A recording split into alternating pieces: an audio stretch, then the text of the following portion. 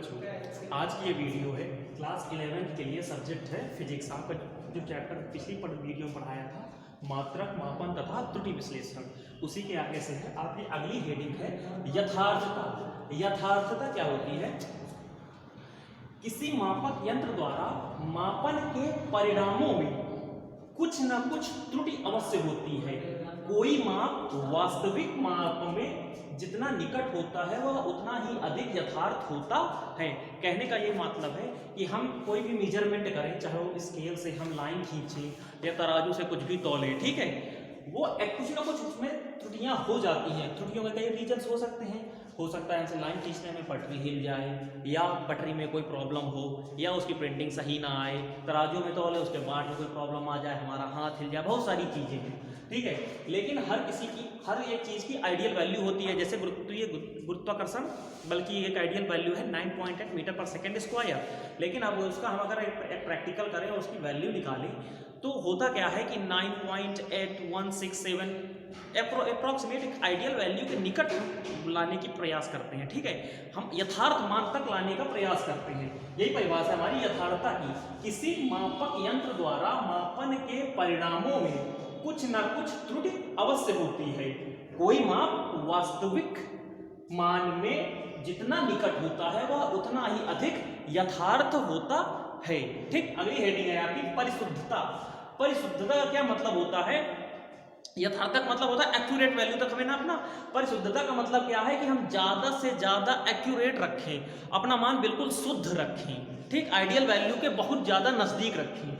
इसकी क्या होगी? भौतिक राशि की परिशुद्धता का तात्पर्य यह है कि वह भौतिक राशि किस विभेदन या सीमा तक मापी गई है, मतलब वह आइडियल वैल्यू के कितना क्लोज है, ये चीज होनी चाहिए। अच्छा, अब कोई भी मेजरमेंट करते हैं उसमें कुछ त्रुटियां होती हैं। त्रुटियां का मतलब गलतियां होती हैं, ठीक है, एरर्स आते हैं हमारे। तो त्रुटियां दो प्रकार की होती हैं, एक क्रमबद्ध त्रुटि और एक यादृच्छिक त्रुटि। क्रमबद्ध त्रुटि क्या होती है? क्रमबद्ध त्रुटियों की दिशा या तो धनात्मक होती है या ऋणात्मक होती है। तराजू के दो पल्ले होते हैं, ठीक है, अगर कोई त्रुटि करोगे तो जो एक तरफ बांट रखोगे, एक तरफ वस्तु तौलोगे, सही है। अगर हाथ जरा सा भी इधर उधर हिला तो या तो इस साइड की त्रुटि आएगी या तो इस साइड की। ऐसे ही पटरी लोगे, अगर कोई लाइन खींचोगे, अगर जरा सा भी इधर उधर, चाहे इस दिशा से हिल जाए चाहे उस दिशा से हिल जाए, ठीक, तुम्हारी मेजरमेंट में एरर आएगा कि नहीं आएगा? वही है, क्रमबद्ध त्रुटियों की दिशा या तो धनात्मक होती है या ऋणात्मक। क्रमबद्ध त्रुटियां में निम्नलिखित दोष हो सकते हैं। बच्चों, क्रमबद्ध त्रुटियों में अब ये चार त्रुटियां हैं। ये अंतर्गत त्रुटियां। ये अंतर्गत त्रुटियां किस प्रकार से आती हैं? ये अंतर्गत त्रुटियां जो भी हम मेजरमेंट स्केल या फिर जो भी यंत्र हम यूज कर रहे हैं मेजरमेंट के लिए, उसमें जब प्रॉब्लम होती है तब ये अंतर्गत त्रुटियां आती हैं। अब जैसे वर्नियर कैलिपर है, उसमें जो लगा स्केल है, वो स्केल की जो प्रिंटिंग है या स्केल का जो मेजरमेंट पैमाना है वो गड़बड़ है, या हमारा कोई पेंच ढीला है या मतलब कुछ यंत्र के कारण जो त्रुटियां आ जाए उन्हें हम यंत्रगत त्रुटियां कहते हैं। अब प्रायोगिक तकनीक या कार्यविधि में अपूर्णता के कारण त्रुटि।